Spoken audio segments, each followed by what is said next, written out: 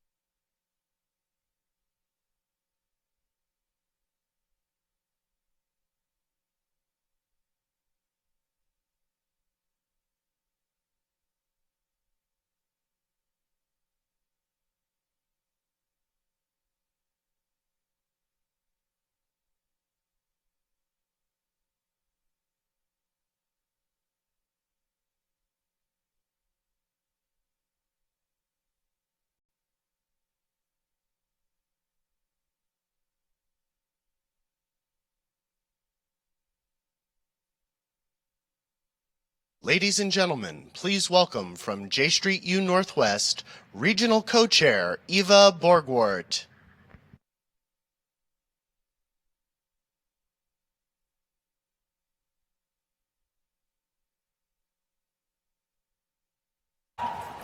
Hello, everyone. My name is Eva Borgwardt, and I'm a co-chair of J Street U Stanford.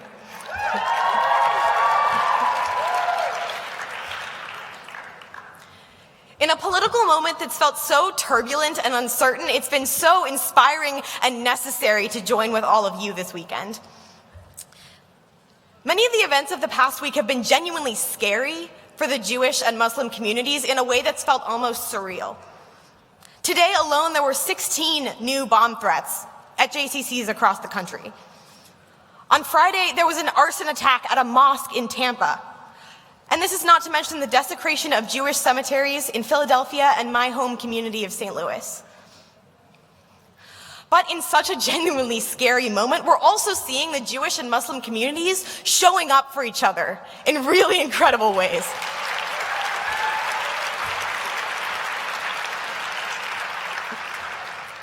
The Muslim community raised funds to repair the damaged cemeteries. And in the wake of Trump's anti-Muslim, anti-immigrant executive order, the Jewish community has mobilized in a way that I have never seen in my lifetime.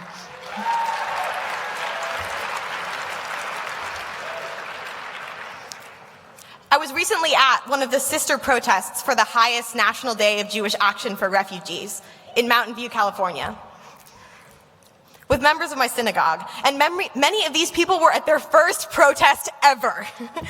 These were the same people I grew up with. They'd been in the congregation at my bat mitzvah, but never had I seen them mobilize like this. Everyone was singing and praying and clapping, and people were holding up photos of their immigrant ancestors. This one woman next to me was holding up 2 photographs, still literally in their frames, that she'd just taken from her coffee table moments before she left the house. I'd never heard of or seen most of these people's stories before, but there's no shortage of Jews who have family stories of relatives fleeing persecution. And now we had the power to do something about it when it was happening to someone else.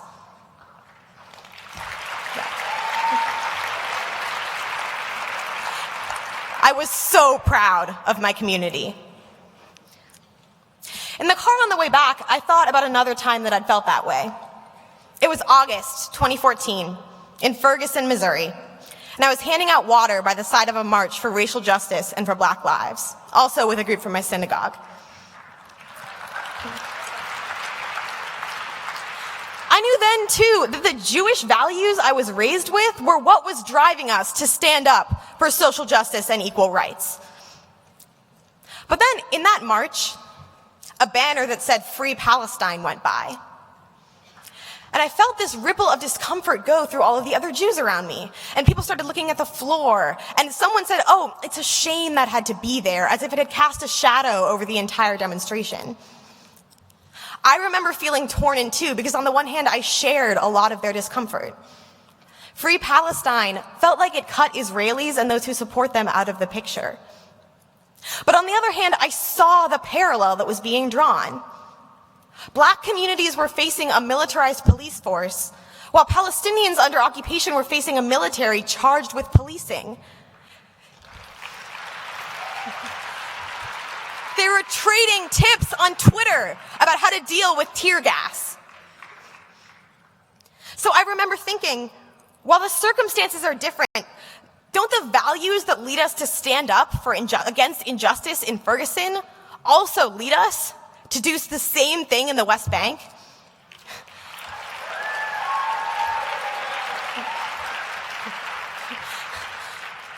We must be able to value and support lives on both sides of the Israeli-Palestinian conflict. Stand up for the safety and future of Israelis while recognizing the suffering and injustice caused by conflict and occupation.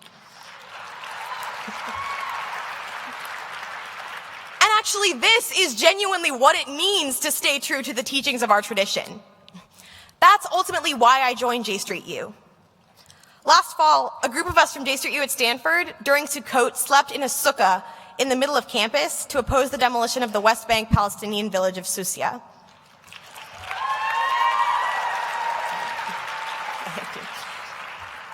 We were using the holidays theme of temporary shelter to protest and call attention to home demolitions, which are still endangering Palestinian communities and families.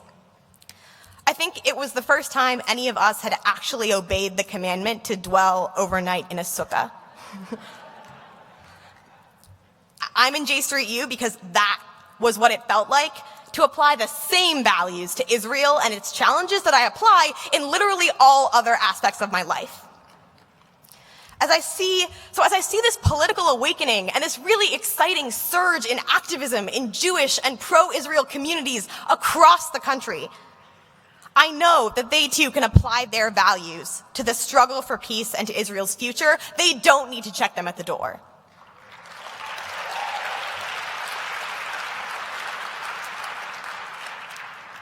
The alternative will not work. We can't sweep the Israeli-Palestinian conflict under the rug or say, oh, it's a shame that had to be there, when our neighbors and coalition partners hold up a sign about Palestinian rights. We know better. We know that just as so much of what the Trump administration does is unacceptable, 50 years of occupation and conflict is also unacceptable.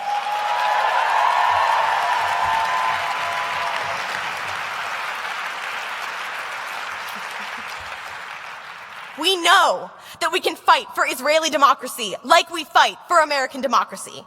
We know that we can stand up for the rights of Palestinians in the same way that we stand up for the rights of American Muslims and in the way that American Muslims have been standing up for our rights.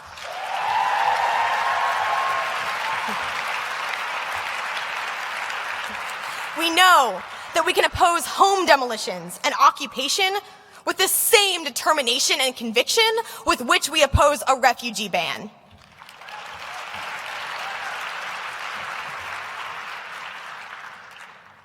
As pro-Israel, pro-peace Americans, as Jews and non-Jews, we know what we are called upon to do. So in the weeks and months ahead, I'm excited to work with all of you and with many of the Jewish communal leaders who we are about to hear from to live up to our values and fight for what is right. Thank you.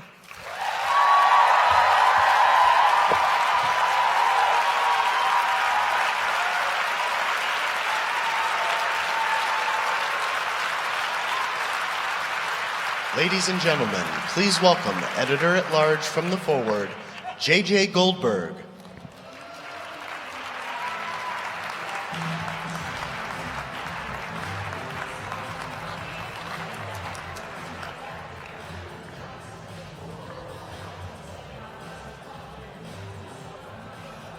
Am I on? Yeah.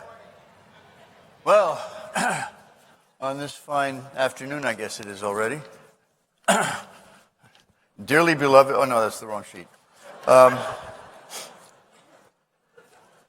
guess we've got it straight by now. We've been doing this for a day and a half. We're at a kind of an extraordinary moment in American history. And because of what America is, it's an extraordinary moment in Jewish history. It's an extraordinary moment in world history. Because what happens here echoes around the world.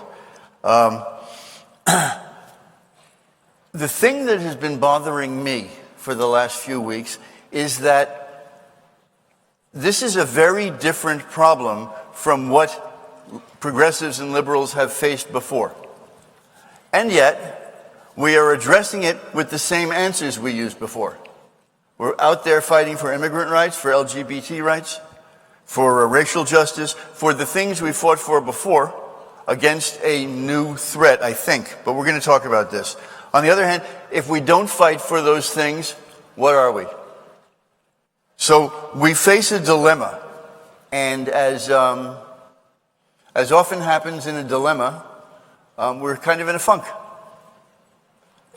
My father used to tell me, when you feel depressed, just remember, depression is a way of feeling sad. Plug into the sadness and then deal with that. Having said that, we've got a panel here that's going to be talking about these issues of what does the American Jewish community do now? How is it challenged? How does it work together? How do we work as individual parts? We've got with us today 5 extraordinary people. First of all, Barry Schrage is the president and CEO of the Combined Jewish Philanthropies of Boston. I think they're all coming out together at the end. Nancy Kaufman, who is the president and CEO, or the executive director, I'm sorry, of the National Council of Jewish Women. I'd like to point out that the National Council of Jewish Women and the Combined Jewish Philanthropies were both formed in the same year, 1895. We've got Daniel Sokach, who is the CEO of the New Israel Fund. Got Brooke Davies, who is the chair of the National Board of J Street U. And we have Rabbi Jonah Pesner, who is the director of the Religious Action Center of Reform Judaism. So if I could ask them all to come out here.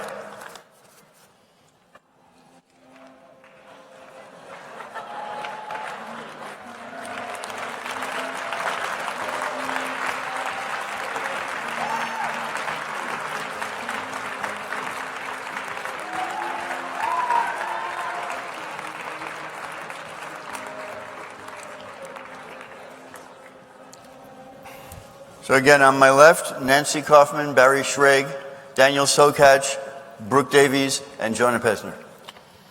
Well, let's get to it. I'm going to start off down at the end there with Jonah. It's often said that American Jews are most comfortable in their skins as political people when the American government and the Israeli government are on the same page. So now we've got what we asked for. How are we feeling right now? You know, if Jewish history has taught us anything, JJ, it's that regimes come and go, but Jewish values are enduring and eternal.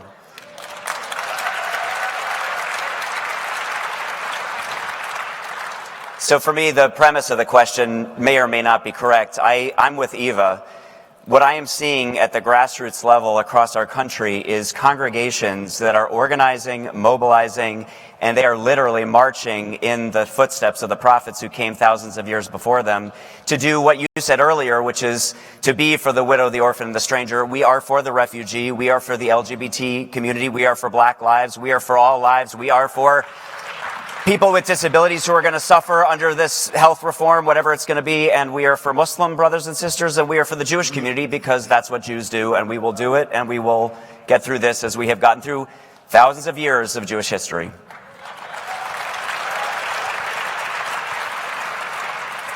Nancy, does the Trump presidency represent a break with American political tradition? Or did the pendulum just swing from the Democrats to the Republicans? Is this a standard issue Republican presidency, or is it something new and different in American history? I don't think that any of us who care about democracy and Jewish values, to pick up on my dear friend Jonah's important statement, can possibly look at this election and so far this presidency as business as usual. I think we have to understand that something very different happened, that it was the victory of reality TV over network TV, that this president did not win this election, in fact, lost by more votes than anyone in the history of the country.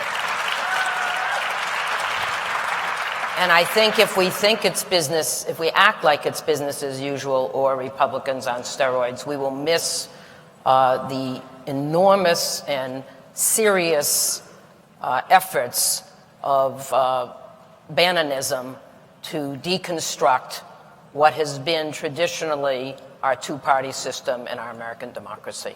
So I think it is not business as usual. Ouch.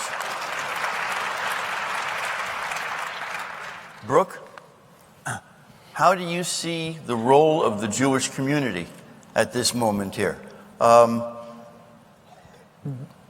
Do we have a choice? Or is it a commandment at this point that we rise up? Sure. I just want to start off by saying thank you, Eva, and thank you to all of our panelists and to you, JJ, for coming out and speaking with us tonight. And thank you to all of you for coming out as well.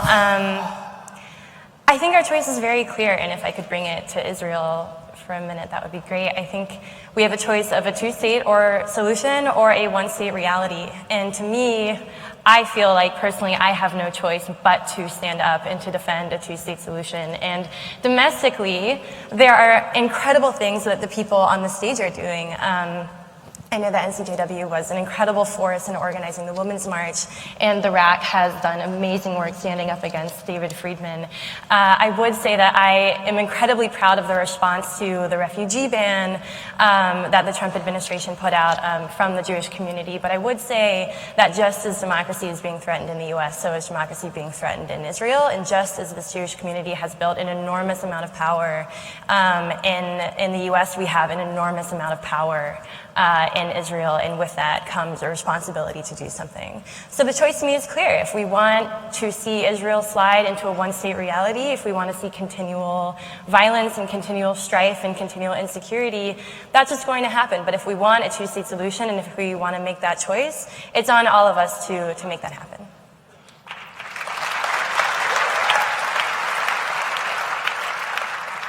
Daniel, what does that mean, all of us?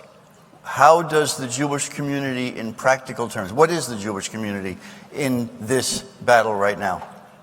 Well, first of all, I agree with Brooke that the challenges to democracy and democratic fiber in our country that we're now experiencing seemingly very suddenly have a lot of echoes from what has been happening in Israel this last decade or so, and of course that's the work of the New Israel Fund to try to push back against that erosion of democracy in Israel, which is what I believe we're called to do here. Now, as for whether or not there's a Jewish community, I've felt for quite some time that we are actually Jewish communities. And I know that that's an unpopular thing to say sometimes, and I appreciate the efforts of great servants of the Jewish people and the Jewish community, some of whom are on this stage, to try to build a big tent that we can all fit under. And I think that there are places and times where that's appropriate. I think now, when you have 76% of the Jewish community voting emphatically not for Donald Trump, when you have a set of domestic policies that challenge and threaten deeply held values in the American Jewish community, we have a real problem. And the problem is exacerbated by the fact that for a long time now, the unelected leadership of the American Jewish community, the American Jewish communal establishment, as our friend Ruth Messenger calls it, has built an American Jewish identity predicated on a certain kind of relationship to Israel. And I'm struck by what Eva said in her introduction earlier. You know, we have been told as a community that the biggest challenges to our values and to our safety come from those who are critical of Israel, right? Come from the BDS movement, right? Which is we are told, and I believe actually, is antithetical to what we stand for, certainly at the New Israel Fund and at J Street, but we're told is sort of a camouflage for anti-Semitism. And we're told that people, for example, like Linda Sarsour, who was one of the planners of the Women's March that Eva mentioned, a Palestinian-American woman, is sort of an enemy of our people as a result of her criticism of Israel, and that we shouldn't be in the same tent with her. And yet, it was Linda Sarsour who invited Rabbi Sharon Brous, who's here with us today, one of the great prophetic voices in the American Jewish community, a liberal, a proud out liberal Zionist, to be the Jewish speaker at that event. It was Linda Sarsour who led the drive to raise over $100,000 for the Jewish community. And while our Jewish community has been so focused on this, we've actually let actual anti-Semites access the West Wing. And now there is a wave of anti-Semitism. And I believe that we as a community, wherever we sit on that communal spectrum, are called to stand up with our brothers and sisters in other vulnerable communities in this country. And to that end, as Eva also mentioned earlier, there's a great effort that New Israel Fund is a part of. Jews and Muslims resist together, raising money for the mosque arson in Tampa. That, if there's hope for the future, that's the hope for the future.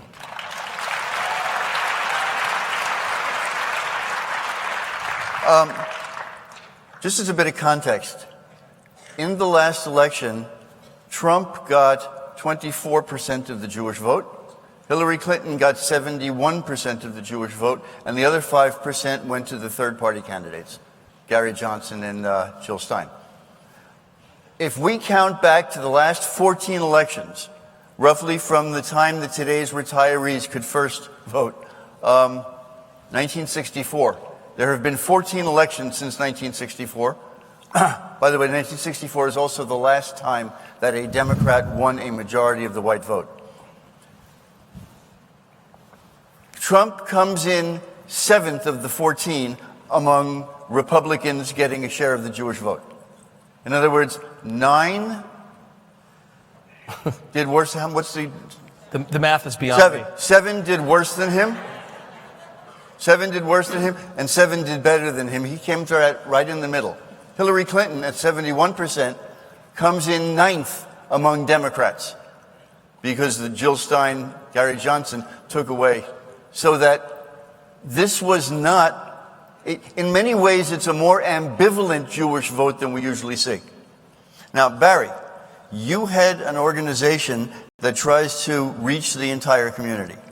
I guess we all do. Such is my blessing.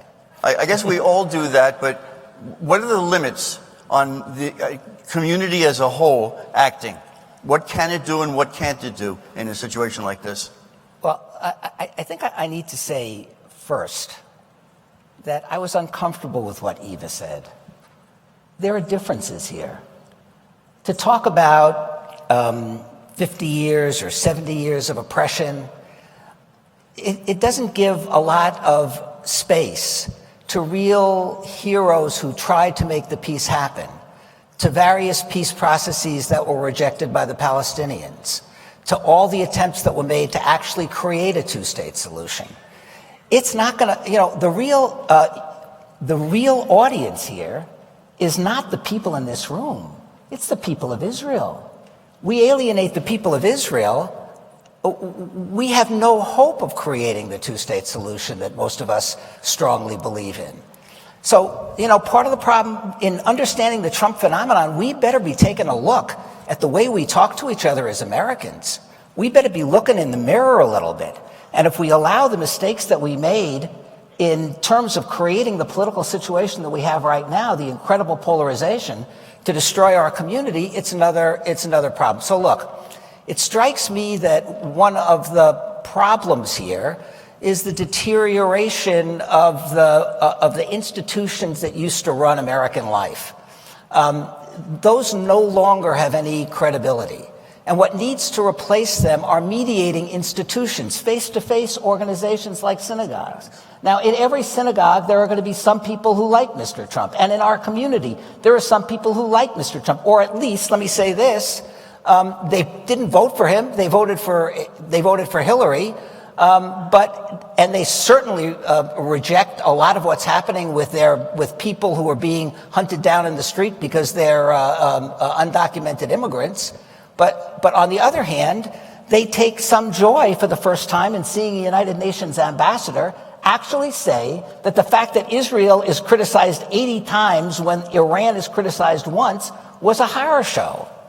There are American Jews who love social justice, but who don't want to see Israel continuously demonized. They also understand the dangers of a one-state solution.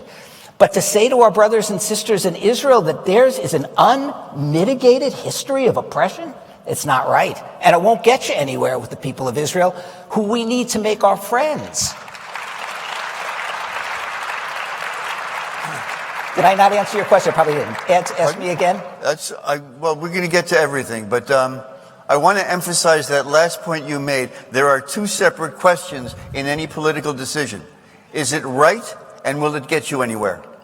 And we sometimes confuse one with the other, but they're both urgent necessities. Now, Jonah, you've also got a movement behind you that represents a broad diversity of views and ideas. How far can the rabbi go, a pulpit rabbi, in leading his congregation against what the people on this stage see as a problem when there are going to be... Is it okay for the majority to act when the minority doesn't agree in the Jewish community? What was so beautiful about the way Barry painted the picture of a synagogue, he called it a mediating institution, which is a face-to-face community. So what does that mean? To be a mediating institution means that we are the defense against the excesses of a society. When a society fails to care for the widow or the orphan and the stranger, the synagogue is one of those institutions that holds a society or community accountable. And sometimes we do that in our local community, and sometimes we do that with our beloved Israel. That's our job. But by being face to face, it means we can actually be the model of the kind of civil, sacred community that we believe in. In other words, the way that we talk about this stuff inside the walls of our congregations and our communities matters as much as the things that we're fighting for. And so, the reform movement is on record in the last month alone on any number of issues, whether it's opposing the nomination of David Friedman as ambassador, or it was the nomination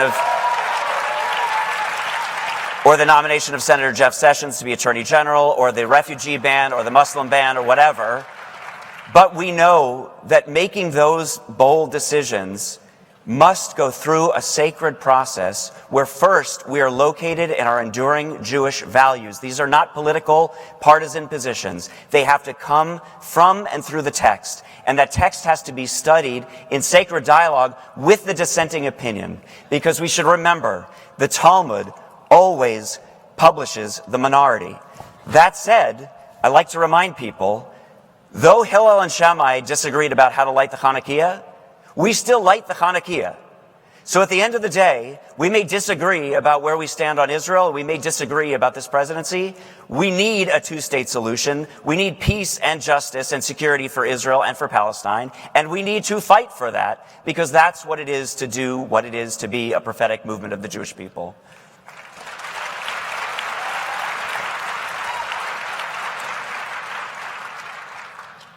What's right and how do we get there? You had an organization, Nancy, that sort of straddles the two types, the ideological but also the broad community umbrella. How do you balance that within your organization? Well, thank you, JJ. And I do want to correct you that actually NCJW was founded in 1893, 2 years before the first federal States. I just want to point out that you just heard fake news. That was fake news. On the other hand, in my defense, Boston Federation was the first federation in the country. Absolutely. And NCJW was not the first Jewish women's organization. And I was proud to work at with Barry for 20 years in Boston as JCRC director. I want to talk about what I think we need is a new paradigm, because I think that those of you who might have gone to the session, the Women's Leadership Forum session yesterday, where my dear friend and colleague Hamutal Gori spoke about the March of Hope and the role of women. I think we have, if you look at what's happening in the United States and Israel, you have a resurgence of women's voices, thank God. And I think it's time for a resurgence of women's voices. Amen to that. I think that the thing we understand as women is that we have a spiritual and a moral obligation to leave this world for our children and grandchildren better than what we found. And quite frankly, all of our many leaders within and outside the Jewish community, particularly at the political level, have kind of screwed up to a fare thee well. And the example is probably most visible in terms of the Israeli-Palestinian conflict. So one of the things that we're working towards and working on with a number of other organizations is actually trying to make UN Resolution 1325 a reality. It was passed in the year 2000 by the United Nations. It was accepted in Israel in 2005 and has never been accepted by the United States. There's never been a plan in the United States. But it's to have the role of women's voices lifted up. And you saw what happened. The Women's March was rather an unbelievable happening.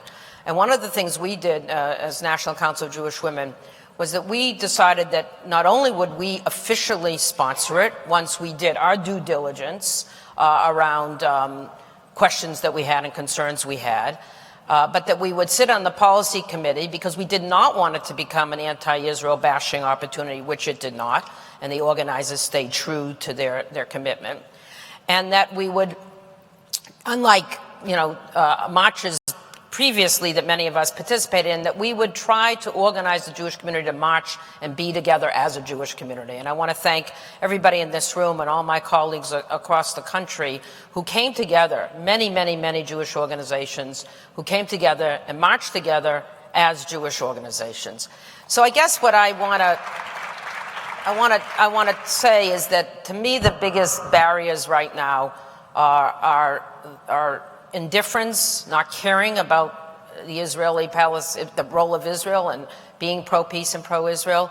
And as my dear friend Ruth Messenger said after the election, despair is not a strategy. So I think what we need to do is we need to stand up, speak out, and be present. And I happen to think, maybe a little biased, that as women we have a unique opportunity at this time in history to really make our voices heard, perhaps in some new ways, because the way we engage is a little bit different than I think the traditional engagement in this framework. So a new paradigm.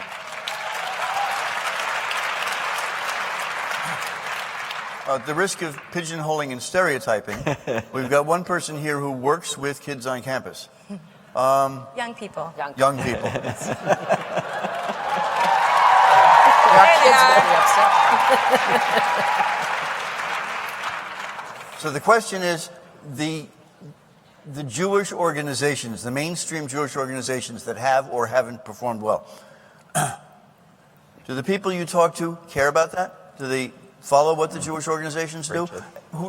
Does anybody speak for the Jewish community? Sure. Well, let me ask J Street U. J Street U, can you stand up if you notice what the American Jewish establishment does and the actions that they take? Yeah. Yeah, they do. There they are.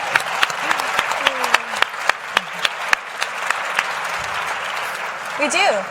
We notice that leadership and we notice the lack of it. And I think for me, I remember I was marching on Washington in the Women's March, and I remember I was marching with Amna Faruqi, who is the president of JSU last year, and I saw Hayes and Ben the Ark, and I was surrounded by an incredible amount of powerful and energetic and exciting women, but that was where I wanted to be. I wanted to be with my community, and I wanted to be with Ben the Ark and Hayes. And that's what I deeply feel. J Street U and the young people are going to be out there. They're going to be marching. They're going to be in the streets. We're going to be thinking about power, and we're going to be thinking about how we can use that power that we have to get closer to a two-state solution. If the American Jews... If the American Jewish establishment wants to join us, that would be great.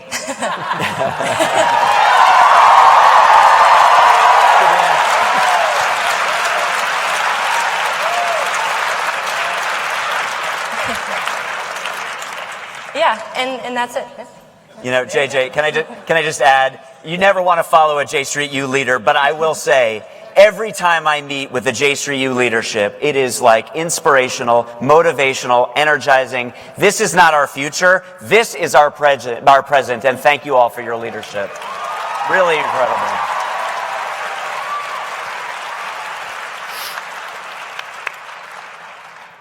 So there are times when the Jewish community is visible as an actor on the public scene, the civil rights movement, Soviet Jewry movement, AIPAC, lobbying for aid to Israel.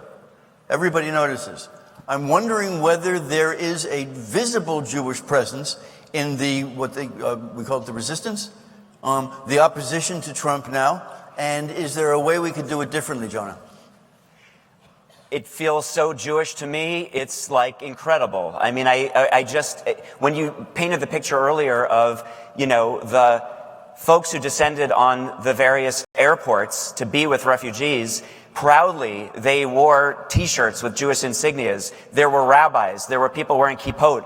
It happened that the Union for Reform Judaism's large congregations convention was happening in Dallas. We had more than 100 leaders arrive in Dallas, and instead of going to the hotel, they went straight to the protest. So there were the leaders of the Reform Jewish movement advocating for refugees. To me, this is a Jewish movement, and I would say what's beautiful about it is the way that it is a Jewish movement that is deepening the allyship with folks in the Muslim community, or folks in the immigrant community, or folks in the African American community. It is a beautiful tapestry of the array of God's creatures joining together to make America as beautiful and just and as loving as it can be.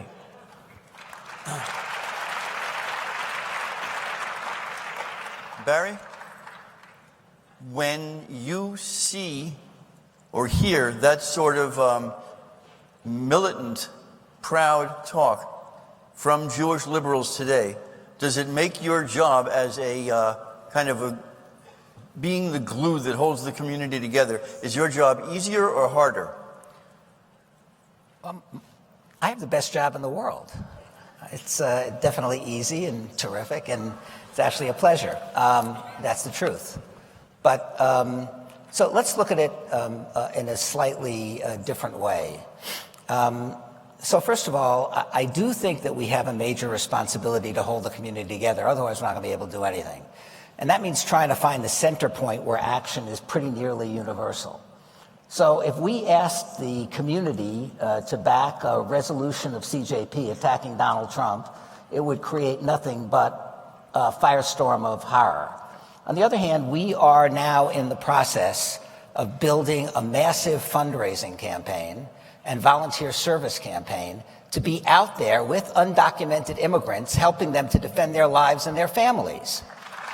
Great. Now, when Nancy and I used to work closely together, we tried to avoid things that would destroy the Jewish community, and we focused on volunteer service and on stuff that would bring us together as a community to really make a difference. I'm not interested in dividing the Jewish community.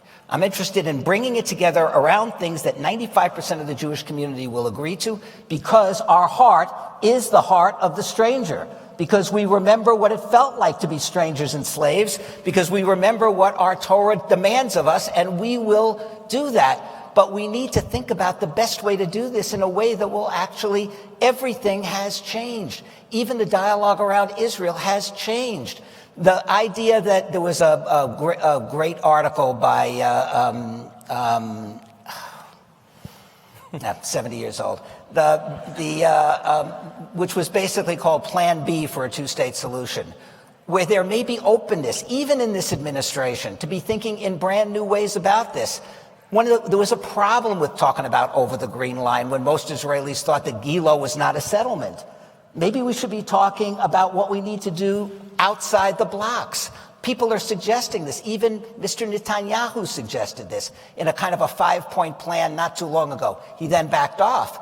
But there's possibility here if we think in brand new ways about what this administration... Look, the old solutions are gone.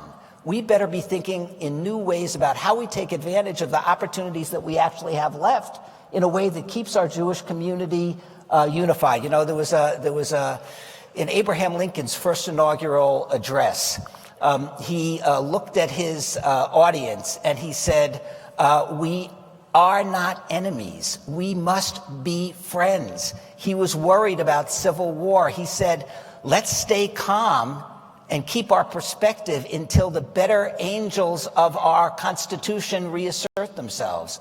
We need a little bit of forbearance here. We need to not demonize. Look, it was wrong to demonize J Street, wrong to demonize those people who want peace. But it's wrong to think that everybody who's not exactly ready today to give up the entire West Bank is some kind of traitor to social justice. It's not true. There's nuance that's required, and this place is a place to do it. You're going to see a lot of talk on campus that won't be positive because of the relationship between Mr. Netanyahu and Mr. Trump. Maybe the job of J Street U is to say, we love Israel. We adore Israel. We are worried about every single Jewish life. We adore it. Our primary responsibility is to the Jewish people and the Jewish community. That's what we're here for. Now, that doesn't absolve us for responsibility to caring about other human beings. But somebody's going to have to speak up and say, this does not represent the spirit of Israel necessarily. There's more to this. Love of the Jewish people is at the core of what actually most people, I know the J Street U people. We talk to them all the time. Love of the Jewish people is at their heart. Love of the state of Israel is at their heart. We need a way to be able to translate that in very, very difficult times without somehow losing our perspective and ending up creating greater polarization than we started with. There's fun. Daniel, I've got a question for you, but you can answer whichever question you want. But I was going to do that anyway. TV training for public speakers. The emergence of a sort of a Bush, Trump, Netanyahu axis so to speak, a Trump version of republicanism and a Netanyahu, Bennett, Lieberman version of Likudism. It changes things at the top. I don't know how deep it goes, but your job, for the job of those who oppose, who stand for peace, who stand to the left of the center line, is it easier or harder to organize now? Well, look, it's harder, but it's even more urgent. You know, some of you know or saw the news a couple of weeks ago. We had our board meeting in Jerusalem, and one of my deputies, Vice President for Finance and Operations of the New Israel Fund, was detained at Ben Gurion, and we were told when we inquired that she was a national security threat. So my board chair, Talia Sasson, the former state prosecutor of the State of Israel, called up the chief of security at Ben Gurion, and when he told her that she was being detained because she was a national security threat, Talia said, when I worked at the state prosecutor's office, I prosecuted national security threats, and I assure you, a middle-aged liberal Jewish woman from San Francisco who ran the Jewish Federation for 5 years is not a security threat to the State of Israel. Now, whether or not that was a fluke or a harbinger of things to come, and I would argue that there is an atmosphere in Israel that in which we have seen a raft of anti-democratic bills over the last 7-8 years sort of rise and fall, and it's in rising form right now. There is an atmosphere in Israel where those who dissent from the party line of those in power, right, are demonized and marginalized and accused of being all the things that Barry correctly worries about happening to Jews who dissent on either side of the aisle in this country. It's a process that is well advanced in the State of Israel, and it's something that I think needs to concern all of us. And what the New Israel Fund stands for is the notion that an Israel that is both a homeland for the Jewish people and also an open, democratic, equal society for all of its citizens is the only Israel that has a chance of surviving and achieving the two-state solution that we're also concerned about. But we don't do ourselves any favors if we pretend that what's happening in Israel, A, is not happening in Israel, right? And B, if we pretend that that can't happen here. And I want to say something again. I really do appreciate you have the most sincere concern about building a tent for the Jewish people of anyone I know. But the government of Israel, the people in charge of Israeli policy, they don't agree with limiting building in the settlement blocks. That's not, even if we could establish a consensus, and in this room I don't think we could, right? They're annexationists in the wings in the government of Israel. And again, if we ignore at our peril, I believe, we've seen a host of these political cartoons. You know, how long do we have to be told by, the one with the wolf and the sheep? And the sheep says, well, he says he's going to eat all the sheep if he wins, they say, of the political poster of the wolf. And the other one says, I'm voting for him. Right? So, I mean, if we don't listen to the people in charge of Israel right now and the people in charge of our government right now and believe that they are sincere about what they want to do, I think we're making an epic historical mistake. And the call to us is to figure out the most effective ways of resisting that agenda.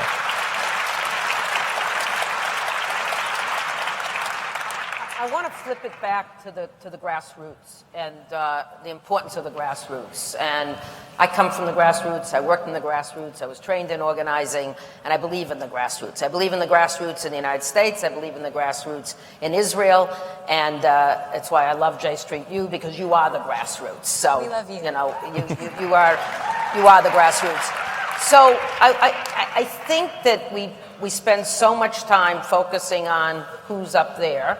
Yes. Mainly the boys who are up there, and we forget about the grassroots.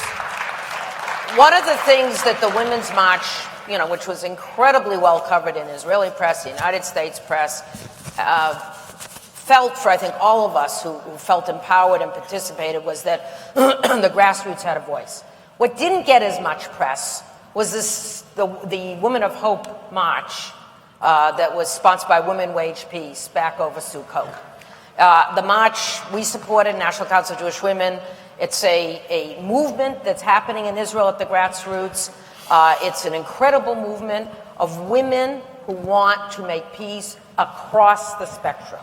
It's transcending politics and religion and ethnicity. And I put my money on that building and building a powerful base of support. Because they're not just thinking about Tel Aviv and Haifa, they're thinking about Rahat and Ofakim.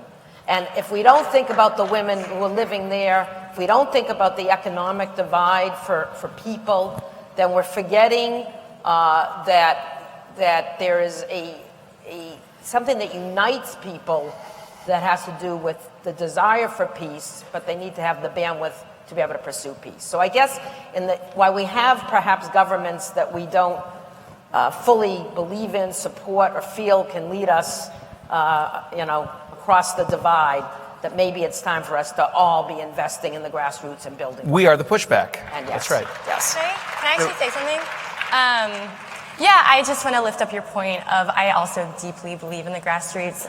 From J3U, I learned community organizing, and that's something that I'm going to hopefully take on for the rest of my life, and I'm deeply grateful for this organization for. I think to respond to your point, Barry, and also to kind of bring this back to a larger conversation around what actually this community and the leaders of this community need to be doing. What's going on campus right now is that J3U and those in the center on the conversation around Israel, we are being squeezed out.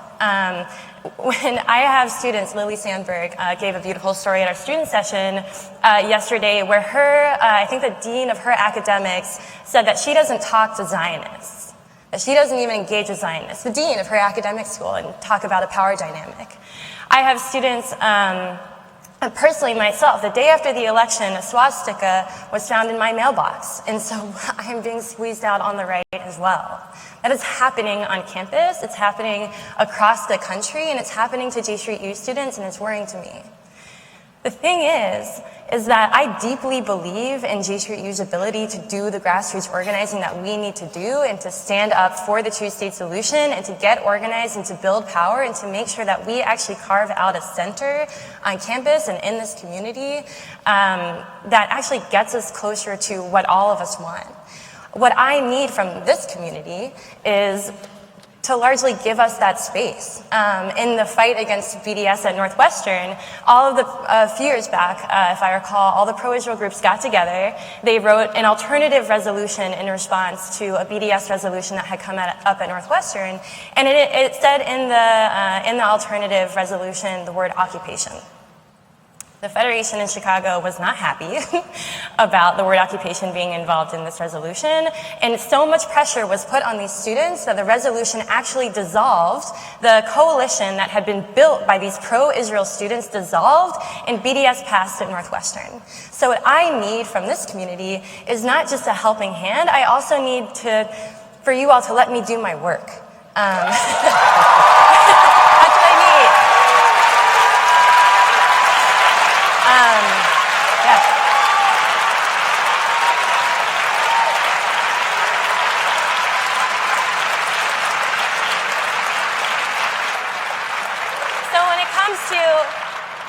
So I can't tell Lily Sandberg to just go to the dean of her academic studies and say, I am pro-Israel, I love Israel, and you should love Israel too. J3U needs to be thinking a little bit more strategically and a little bit more pragmatically, and I'm looking forward to helping you all do that as well, and have you help me and do that as well. But it's going to come from a little bit more than just saying, I love Israel.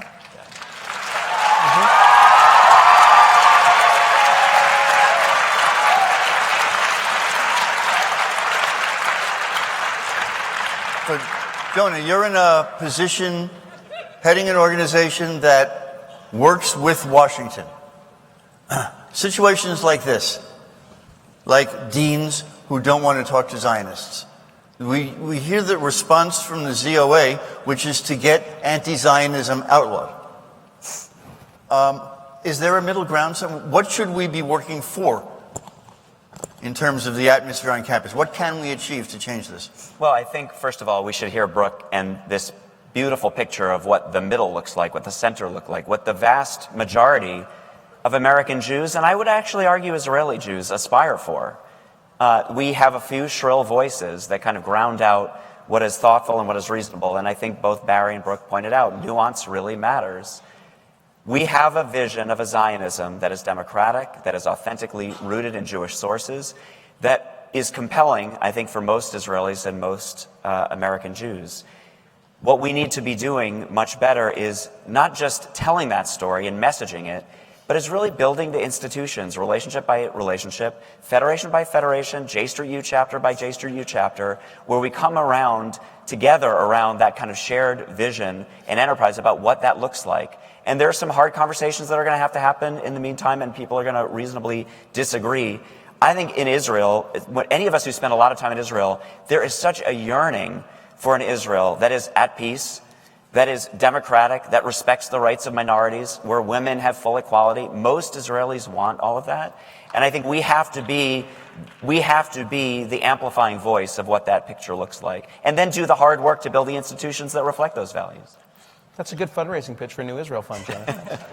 I like the New Israel Fund just fine. We heard last night from Akram Hassan, who is a member of the Kulanu Party, a member of Knesset. Kulanu Party was formed by Moshe Kahlon and is in the coalition. And he said his party, which is 8 seats in the Knesset? 11. Stands for the peace process, but they're in the coalition because of social, economic, class reasons. In fact, there are about a majority of the coalition of 66, but a minority of the Knesset are against a Palestinian state. About 45 members of the Knesset are against it, and about 70 or 75 are for it. So people talk all the time about the right of the Israeli people to choose their own leaders. I don't know. We are now in a situation where both Israel and America are united by the fact that they're led by people who lost the election. Practically speaking, what do we do? Is there a strategy to get us from A to B? Why does the majority not win? Well, so I wanted to pick up on some things that Nancy said and talk about what could be a social or a political strategy to change things. That's really, I think, what we have to be focused on. You know, J Street has tremendously important things to say, but as I've said before, occasionally you have to say something nice about Israel, not just about the problems of Israel, but about what Israel adds and the importance of it. You can't afford to be identified with crazy people at the United Nations for whom every single thing that goes on wrong in the world is Israel's fault. And I know that's not what you believe, and it's not what you... But sometimes, if you're going to have a voice in the American Jewish community, it's important, again, to have a nuanced voice. But even more important, if you think about what Nancy was saying, again, about mediating institutions. So, look, in Israel, it's the same thing as here. You've got two big balloons on either side that are totally polarized. But in the middle, there are the kind of organizations that you work with. There are all kinds of mediating and civil and civic organizations. It should be possible for federations and others to provide support. Look, mayors are incredibly important. And the leadership, the future leadership of Israel is going to come from those mayors. What are we doing in those Israeli Arab townships, in those cities? What are we doing with those mayors?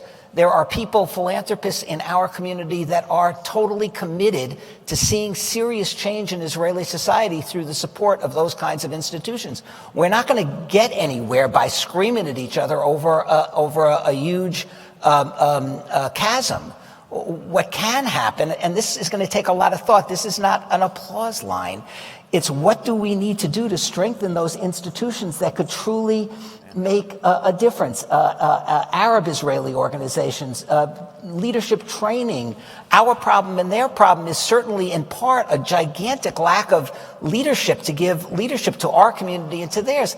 There are good things that we can do, but it's got to be in some ways outside the normal political channels. It's communication at the grassroots. It's communication with, like you said, the vast majority of Israelis who want something better. And by the way, I also wouldn't, based on stuff that's been going around, it's pretty clear that there are things that are going on in the United States that are not entirely making Mr. Netanyahu completely happy here. He's worried about the attack from his right. There are new opportunities here, but we have to keep our eyes open for what those he's been staunchly managing to avoid He was against whatever it is, the settlements law, whatever it's. He was against it. Until he was for it. Until he was for it, because there was pressure from the right. But what if all the forces are different now? What if we can trigger different kinds of forces to make a difference? Whoever it was who said on this panel, despair is not an option, I think it was Nancy. Despair is not an option. We're still a strong country and a good country, and Israel is still an unbelievable place in so many ways. And if we're going to make it better, we've got to be talking to each other. This idea of working with organizations and communities in Israel that want change. Can the thing like that happen, Daniel? Well, things like that are happening. In fact, look, before you go on, you guys, the New Israel Fund has come under a lot of attack in the last 2-3 years. 5, 6, 7. Yeah. A concerted campaign to take it down, basically because of an issue out of the dozens you deal with. How do you deal with that? Answer both. Right. Well, first, NIF has come under consistent attack by an extremist fringe for precisely the same reasons in the Israeli context that Planned Parenthood and the ACLU were under attack in our country. There is no difference, right, between the reasons for those attacks. That's what NIF is and what it represents in Israel. And so the reason we've been under sustained attack is because, in my opinion, for the great silver lining here, because it won't surprise you to learn that I'm a great believer in the power of civil society. And I so appreciated your comments, Nancy, right? Because the governments are going to be what the governments are going to be. But the hope for me is in the people of both of these two countries, right? And for that matter, the Palestinian people, right? Who are not only going to have to hold the line against attempts to erode civil society and democratic norms, but are also going to have to put forward a vision. My favorite quote of the J Street conference, and there have been some great ones, was from a Merit's MK yesterday, Tammy Zandberg, who said, I believe it was Tammy who said, Martin Luther King had a dream, not a strategy, right? So civil society in Israel, like civil society in the United States, needs to articulate and is articulating a vision of what Israel as a truly shared society can be. And beneath the awful headlines and the attacks on the New Israel Fund and the attacks on B'Tselem and Breaking the Silence, again, organizations that are guilty, like the ACLU, of holding a mirror up to Israeli society and saying, is this who we want to be? That is their crime, right? And again, it wasn't that long ago that we in this room remember when the sitting vice president of the United States, Dick Cheney, said that the ACLU was helping the terrorists because of its reportage on what was happening in Iraq and at Gitmo, right? So it's obviously, I believe, a false choice. But beneath those headlines, there are civil society organizations like Sikui, a shared project of Israeli citizens, Arab and Jewish, who are working to create truly shared and truly open public space. And they achieved a monumental victory, not yet implemented, when they were the main architect of a government's plan to provide equal funding in the budgetary process to the Arab Israeli sector, the Palestinian citizens of Israel sector. So again, the government has not yet implemented this, but this was a huge victory which was brought about not because of the largesse of the Israeli government, right? It wasn't the Israeli government that woke up one morning and said, you know, we ought to sort of give Arab citizens of Israel a fair shake. It was civil society organizations that did that. Just as it wasn't the government of Israel that woke up one day and said, you know, it would be great propaganda branding, Hasbara branding, if we treated LGBT folks really well in Israel. It was the LGBTQ movement in Israel that fought for that achievement. So this I think is the great hope. In Israel, for the last 8 years of my tenure at the helm of NIF, the other side, right, of the ideological spectrum has increasingly controlled every lever of power in the state of Israel. And yet, Israeli civil society has held the line. And that's exactly what my hope is here. And the march that we were all talking about, what we saw over the last 5 weeks in this country, I believe and hope is only the beginning of what American civil society is capable of doing here.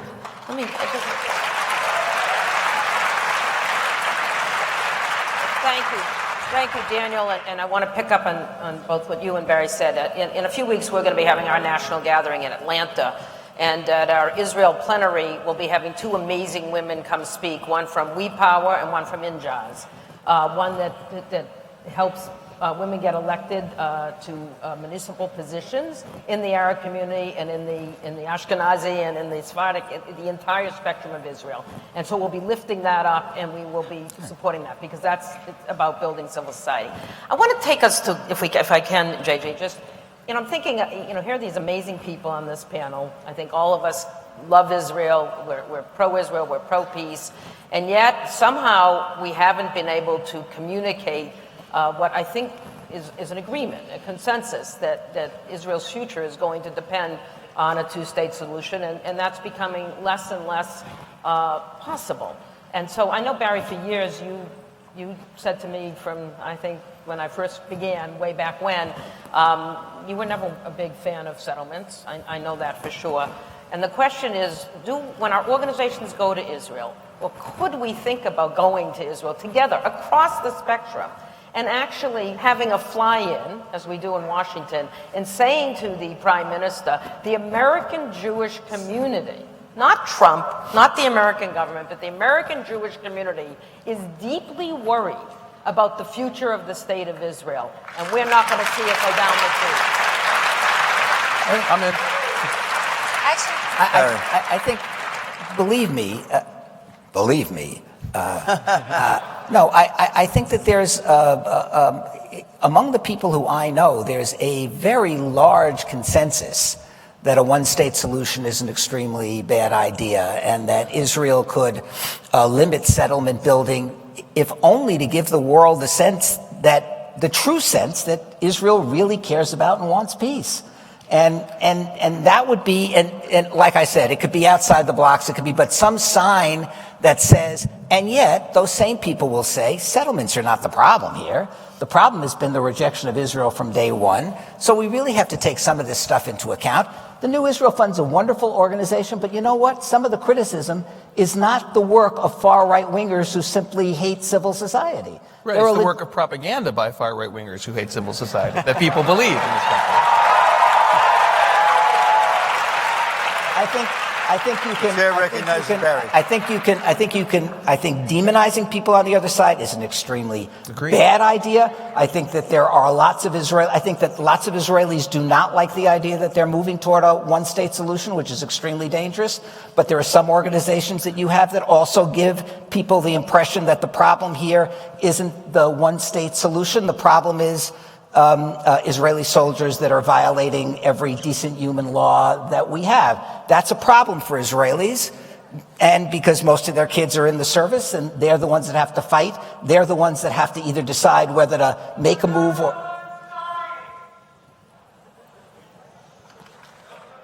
What did you say? I've been waiting for that. Thank you very much. I really appreciate it.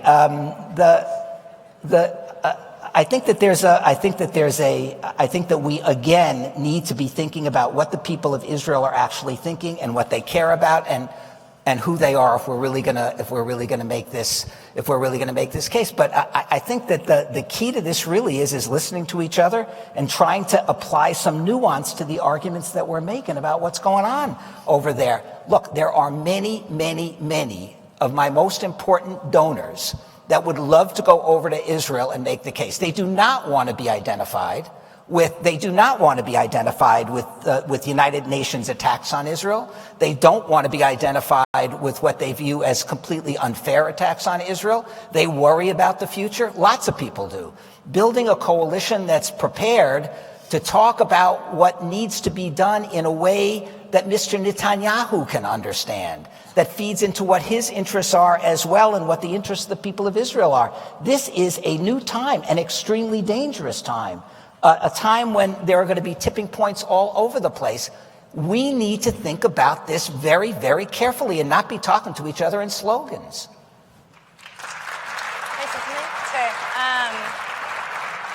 I actually want to lift up, Nancy, you were talking about before what it would actually look like if this community went to Israel and made this case and took some proactive steps actually on the ground. And I want to lift up something really actually very exciting that's happening in Boston.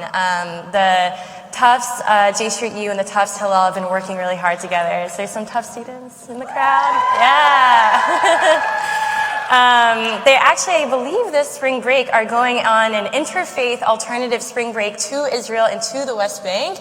They're going to Hebron with Breaking the Silence, I believe. They're going on so many, and they're going into the West Bank and they're seeing the occupation and they're coming together, not just Jewish students, Christian, Muslim students together. And I actually believe that the CJP may have pitched in some funding as well. So talk about the angels of our better nature, Mr. Sheikh. Don't ask, don't tell. I think it's also worth reminding folks that before the election, it felt like the two-state solution was on life support. I think it's also worth remembering that before the election, 1 in 3 black men in America were likely to go to jail, whereas 1 in 17 white men in America were ready to go to jail. And so though there is this kind of inflection point around the election and an urgency around the election this early, isn't about Republicans and Democrats or Trump versus Clinton. This is around whether we are going to be the grassroots American Jewish movement to hold our country and our homeland accountable to our values. And that will happen. And that will happen only if we lovingly and respectfully, with civility, engage deeply and with the willingness to take risk and act with courage. And I think the picture we just heard about this multi-faith mission to Israel is a good kind of an example of the way in which we need to engage. Well, I think we're about out of time. You guys have been a fantastic panel. And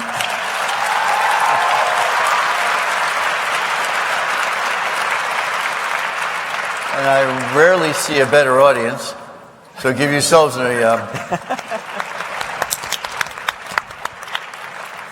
and hopefully we will all come out of this meeting, this gathering, with a renewed sense of what we can do as individuals and as a movement to help bring about social justice and peace in this country, in the two countries we love. Thanks. Amen. Amen. Amen.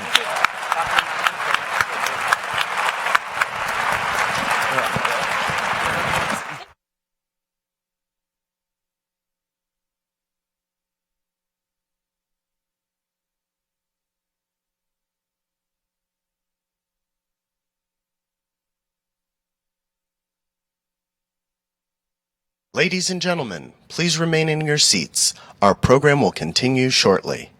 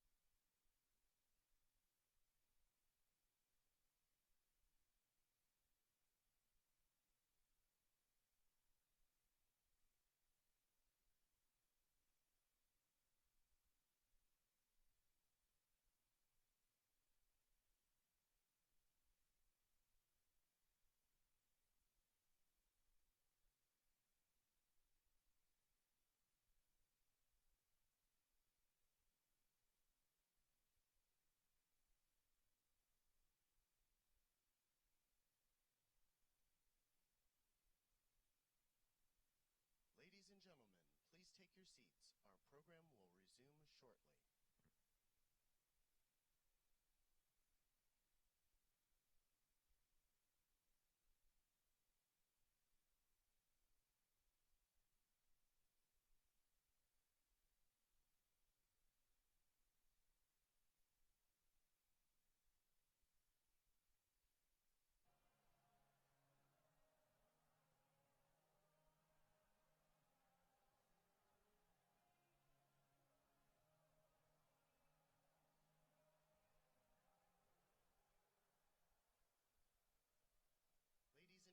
welcome member of the J Street Board of Directors,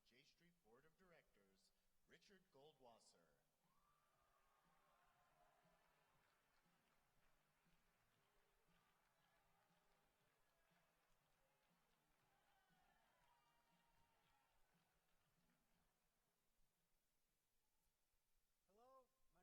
Richard Goldwasser, and I'm a member of J Street's Board of Directors.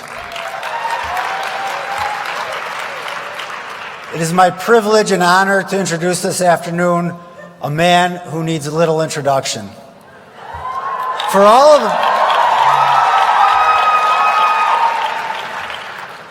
of us who have followed the political events of the past several years, we feel that we've come to know him on a first-name basis. I'm speaking, of course, of the junior senator from Vermont, Senator Bernie Sanders.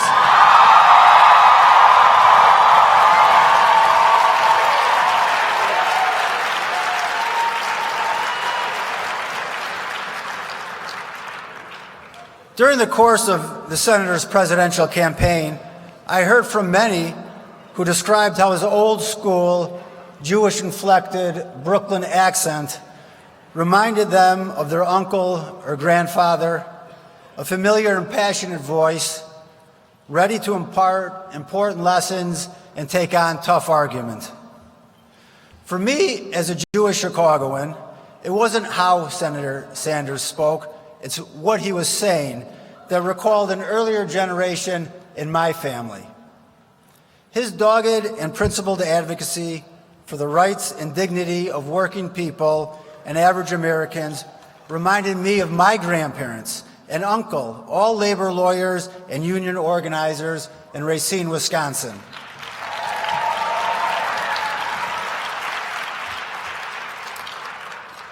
They worked and fought for an America that would live up to its promise as a land of freedom, justice, and equality for all its citizens.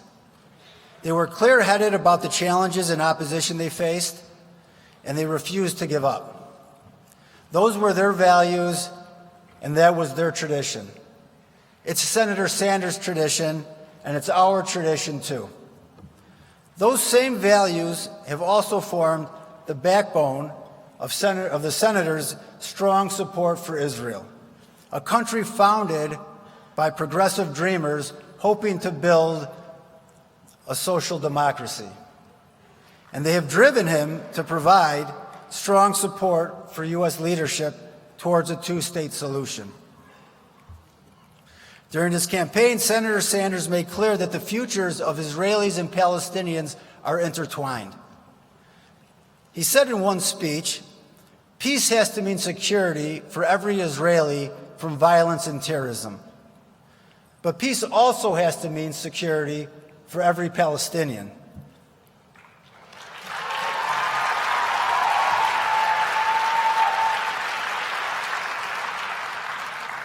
It means achieving self-determination, civil rights, and economic well-being for the Palestinian people.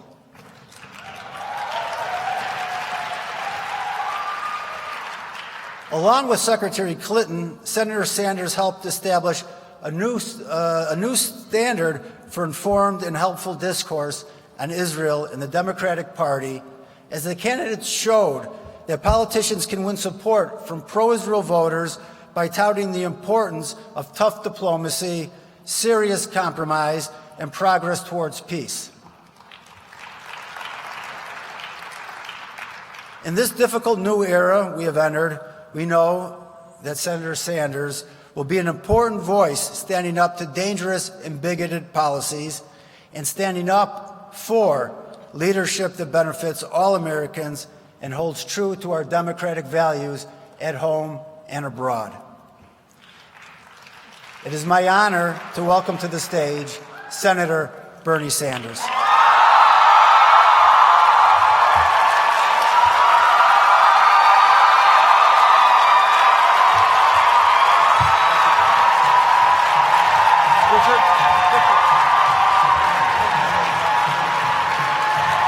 Thank you. Thank you.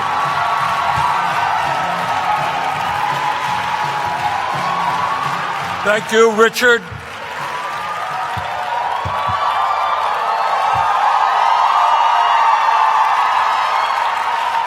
Let me begin by thanking. Thank you. Let me begin by thanking J Street for inviting me to be with you here today. It is an honor and a pleasure to be standing with an organization that has shown incredible courage, taking on some very difficult opposition, but understanding that the future of Israel and the Middle East and the future of this world requires us to fight for sane, progressive foreign policy ideas.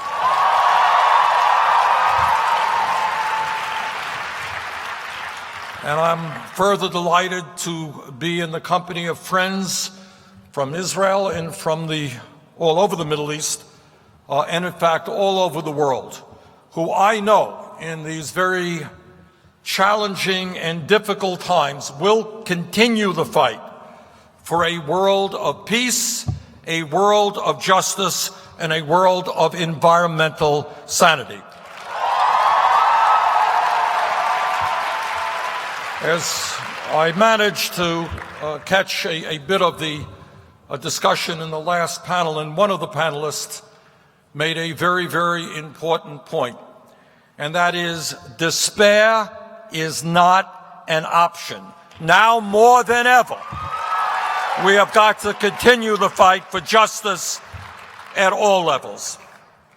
And let me note, as I begin, that in the last several months, since Donald Trump's victory in the presidential race, there has been a significant outbreak of anti-Semitism in our country. And I know all of you, are alarmed about the desecration of Jewish cemeteries, about bomb threats against Jewish organizations, and about more and more anti-Semitic language. When we see, as a nation, violent and verbal racist attacks against minorities, whether they be African Americans, whether they be Jews or Muslims in our country, immigrants in our country, or the LGBT community, these attacks must be condemned at the highest levels of government.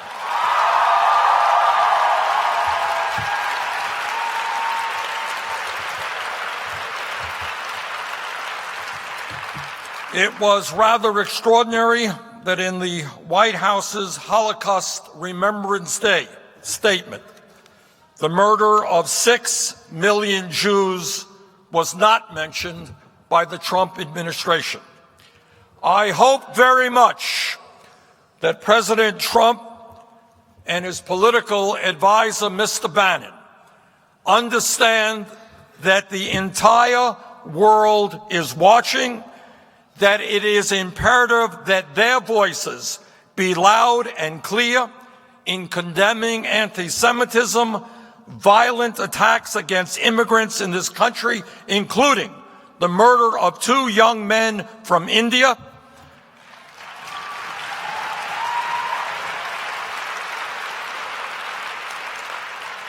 and condemning all forms of bigotry in this country and around the world. You know, our nation has had a very, very rocky road in the fight for democracy and in the fight for equal rights. And we have struggled from the inception of this country to fight against racism, to fight against sexism, to fight against xenophobia and homophobia. And we are telling Mr. Trump and his friends loudly and clearly, we are not going backwards, we are going forwards.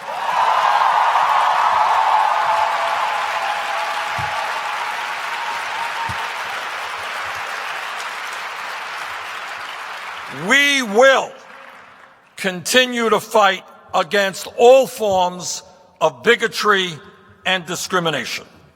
And I must also say that I found it very troubling that at a recent press conference, when President Trump was given an opportunity to condemn the bigotry and anti-Semitism that has arisen in the wake of his election, he chose to respond by bragging, incorrectly by the way, about the size of his electoral college victory.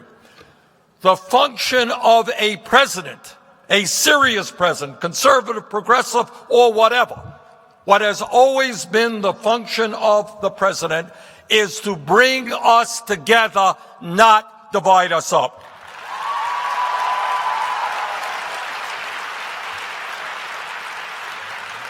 Let me take this opportunity to thank J Street for the bold voice that they have provided in support of American leadership in the Middle East and ongoing efforts toward peace between Israelis and Palestinians.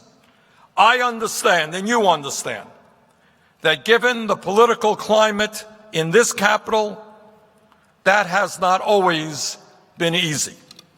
I also applaud J Street for being part of a broad coalition of groups that successfully fought for the historic nuclear agreement between the United States and its partners in Iran.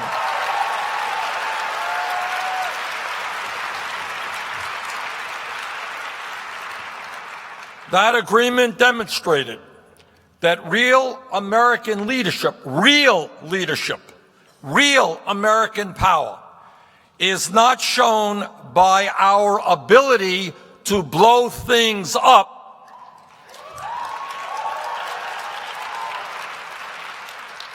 but by our ability as the leading and most powerful nation on earth to bring parties together, to forge international consensus.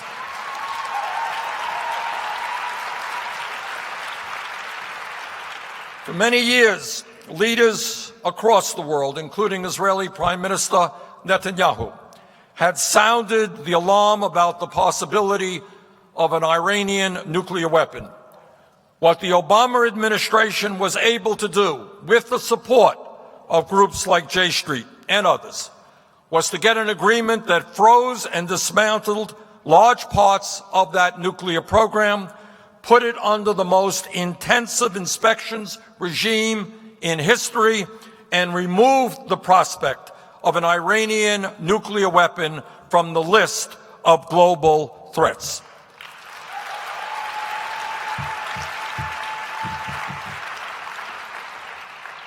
As a member of the United States Senate, as I'm sure you appreciate, I hear a whole lot of speechifying.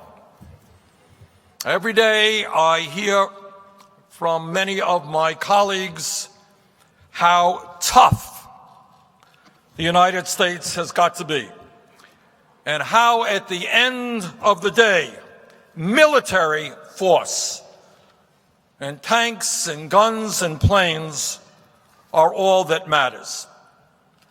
Well, I say to those colleagues, many of whom have never been in combat themselves, that it is easy to give speeches in the safety of the floor of the U.S. Senate or the U.S. House, but it is a little bit harder to experience the hell of war and live through the devastation of war.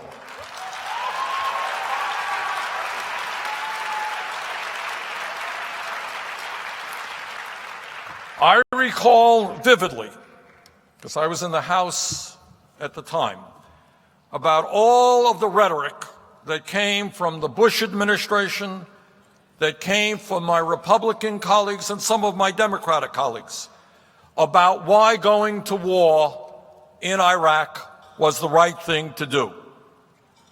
Well, it wasn't. In fact, it was one of the great tragedies of modern world history.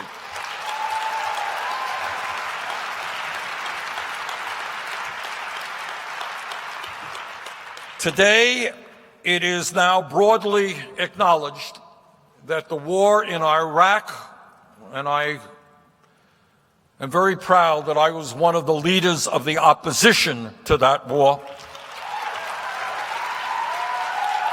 It is widely acknowledged that that war was a foreign policy blunder of enormous, unthinkable magnitude.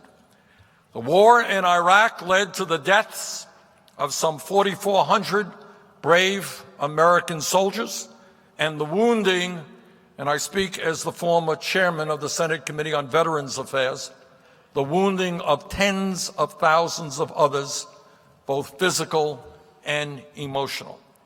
Not to mention the pain inflicted on the families, the wives and the children of the men and women who suffered. The war in Iraq led to, conservatively speaking, the deaths of over 100,000 Iraqi civilians and the wounding and displacement of many times more than that, more people than that. It created, as you all know, a cascade of instability around the region that we are still dealing with today in Syria and elsewhere, and we will be dealing with that for many years to come. And by the way, that war in Iraq cost us trillions of dollars, money that should have been spent on health care, education, infrastructure, and environmental protection. In other words, it is easy to give a powerful speech about why we have to go to war, but it is far more important that we do everything that we can to solve global conflicts without going to war.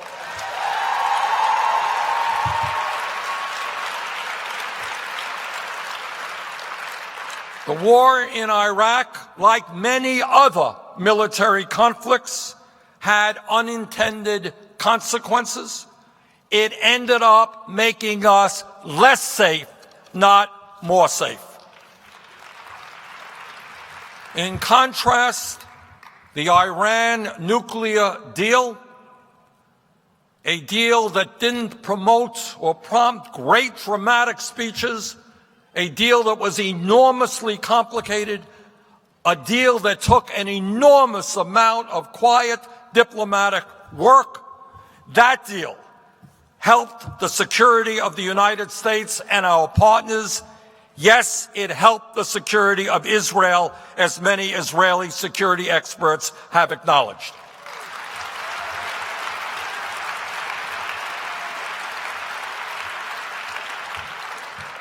That is the power of diplomacy.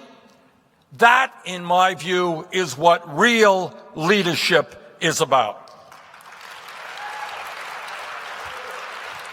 Some who oppose this nuclear deal have attacked its supporters, including J Street, for being part of a so-called echo chamber. The truth is that here in Washington, there has been for many, many years a very loud and powerful echo chamber which called for war. It is about time that we had an echo chamber that called for peace. Thank you, J Street.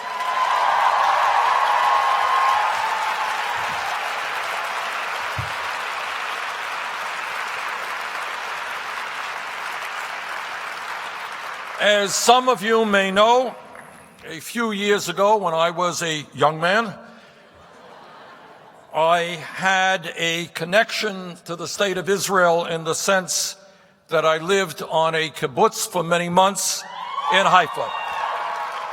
And it was a very powerful experience for me, something that I will never forget.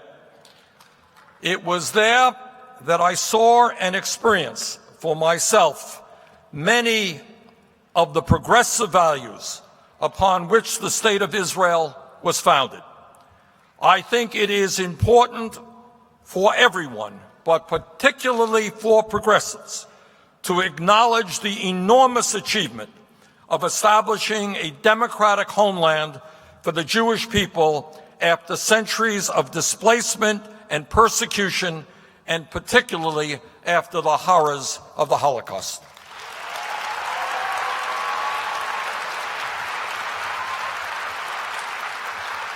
But as we all know, there was another side to the story with regard to Israel's creation, a more painful side.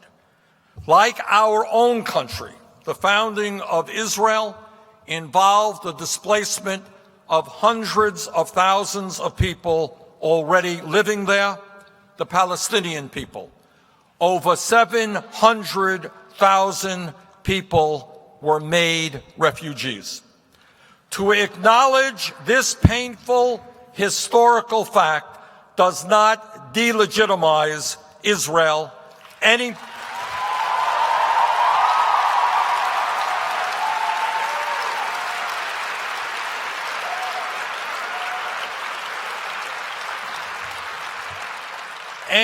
more than acknowledging the trail of tears, what settlers did to Native Americans, delegitimizes the United States of America.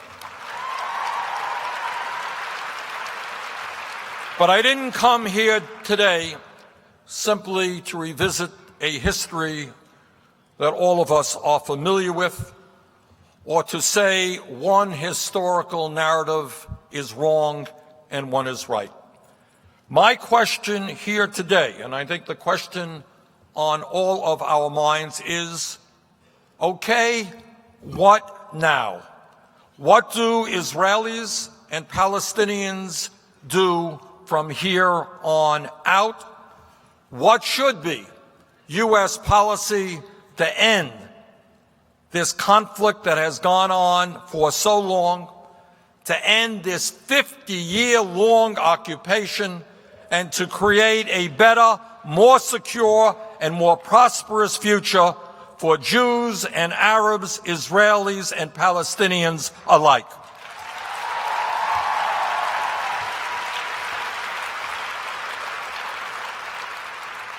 As I think all of you know, this decades-long conflict has taken so much from so many. Nobody gains when Israel spends an enormous part of its budget on the military. Nobody gains when Gaza is obliterated and thousands are killed, wounded, or made homeless. Nobody gains when children and young men and young women are trained to become suicide bombers. Nobody gains when year after year, decade after decade, the talk is about war and hatred rather than peace and development.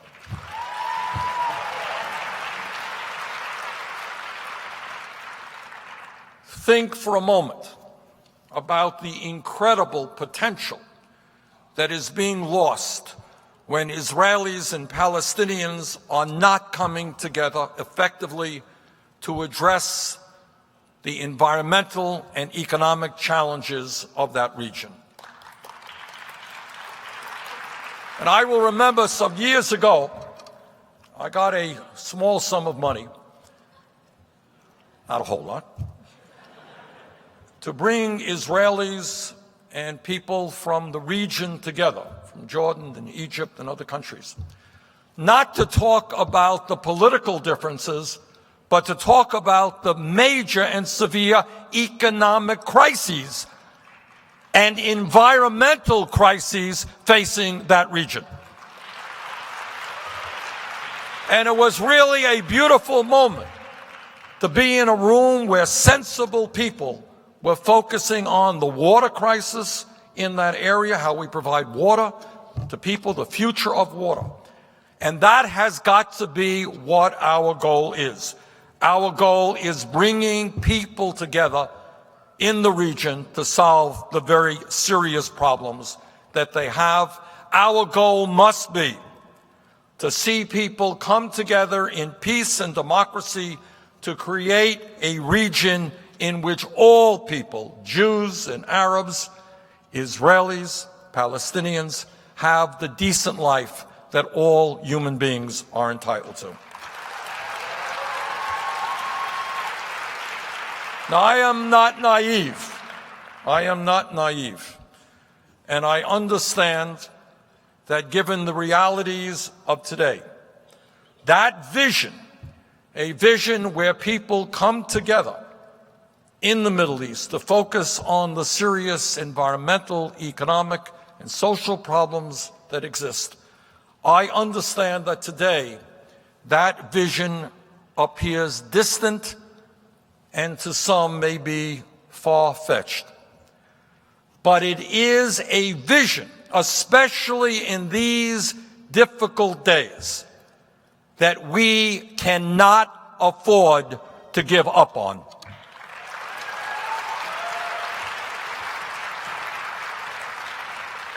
So what should we as progressives, American progressives, Israeli progressives, and progressives globally demand of our governments in bringing that kind of future to the people? Let's take a moment to talk about values. It is often said that the U.S.-Israeli relationship is based on shared values, and I think that's correct. But then we have to ask ourselves, what do we mean by shared values? What values are we, in fact, talking about? As progressives, here are some of the values that we share in this country and around the world. We believe in democracy. We believe in equality. We believe in pluralism. We are strongly opposed to xenophobia. We respect and we will protect the rights of minorities.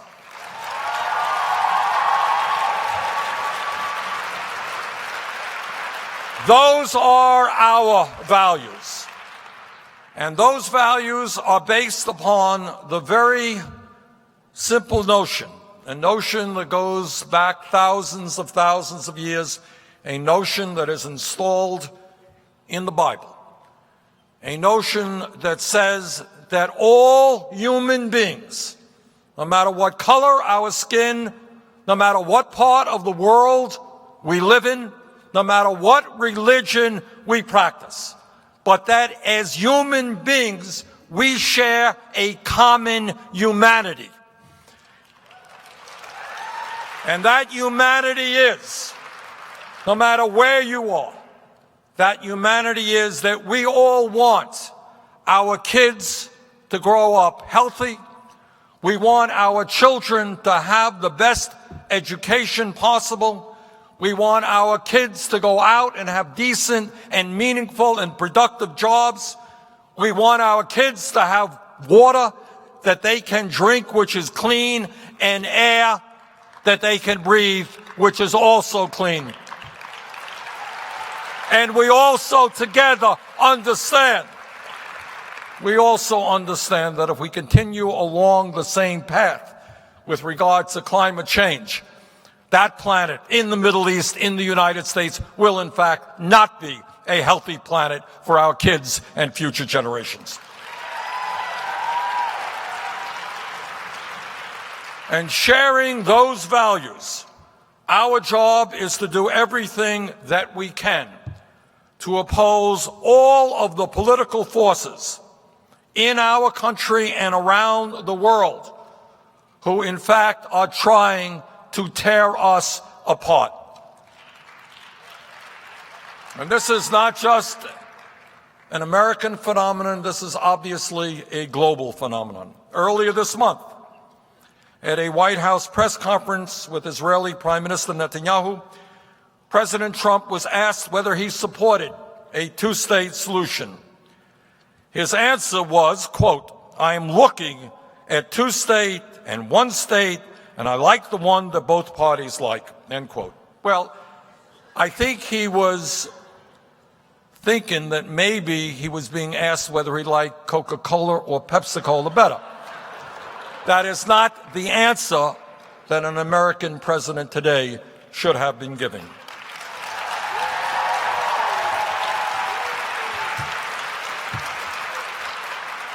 We should be clear.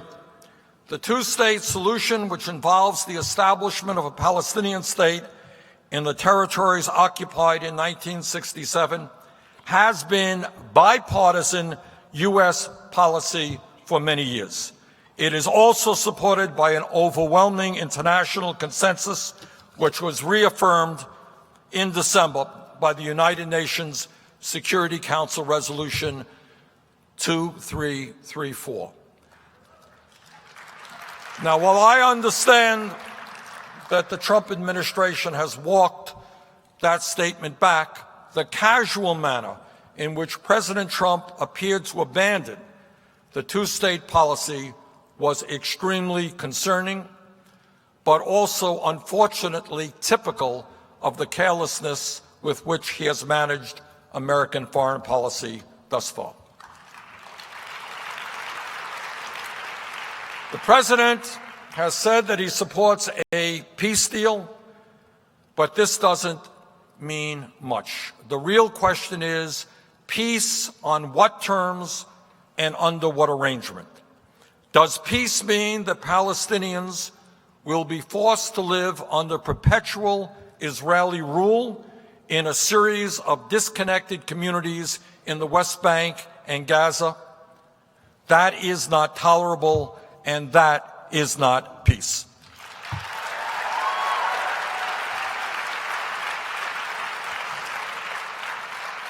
If Palestinians in the occupied territories are to be denied self-determination in a state of their own, will they receive full citizenship and equal rights in a single state, potentially meaning the end of a Jewish majority state?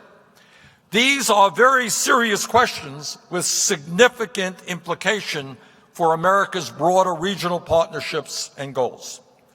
Friends, the United States and the State of Israel have a strong bond going back to the moment of Israel's founding. There is no question that we should be and will be Israel's very strong friend and ally in the years to come. There is no debate about that. But at the same time, we must recognize that Israel's continued occupation of Palestinian territories and its daily restrictions on the political and civil liberties of the Palestinian people runs contrary to fundamental American values and, I believe, Israeli values as well.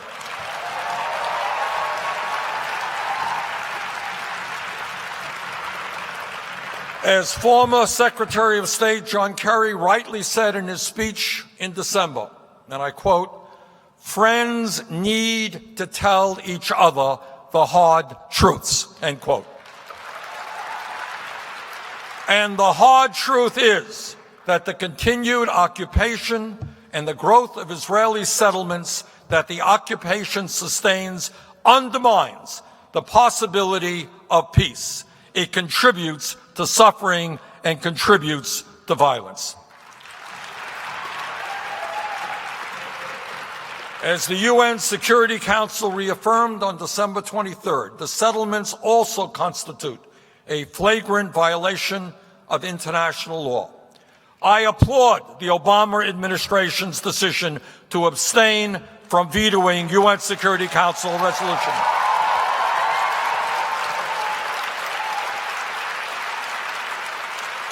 Those of us who worry about the future of Israel, those of us who really support Israel, have got to tell the truth about policies that are hurting chances of Israel and the Palestinians reaching a peaceful resolution. Now, I recognize that the Israeli-Palestinian conflict is one of the most emotionally fraught issues in U.S. politics, involving, as it does, the legitimate historical claims, identities, and security of two people in the same region. So let me be as clear as I can be. To oppose the policies of a right-wing government in Israel does not make one anti-Israel or anti-Semitic.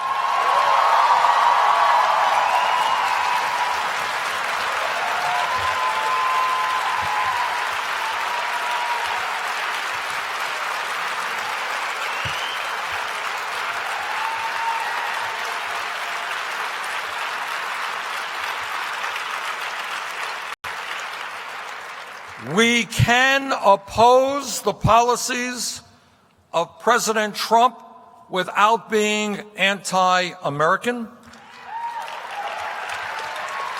We can oppose the policies of Netanyahu without being anti-Israel. We can oppose the policies of Islamic extremism without being anti-Muslim.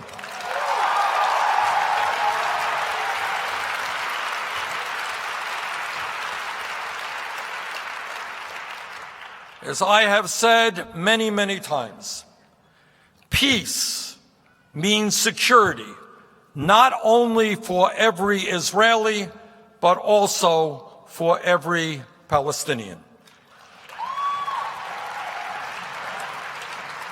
It means supporting self-determination, civil rights, and economic well-being for both peoples. These ideas are based in the very same shared values that impel us to condemn anti-Semitic bigotry, condemn anti-Muslim bigotry, and to make our society a more perfect society. The values of inclusiveness, security, democracy, and justice should inform not only America's engagement with Israel and Palestine, but with the region and the world. That is what we stand for.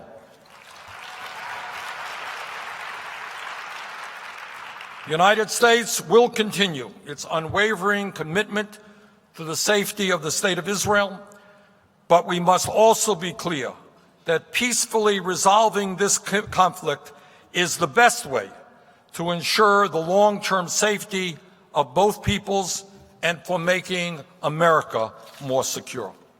To my Israeli friends here with us today, let me say that we share many of the same challenges. In both of our countries, we see the rise of a politics of bigotry and intolerance and resentment. We must meet these challenges together as you struggle to make your nation better, more just, more egalitarian. I want to say to you, your fight is our fight. Thank you all very much.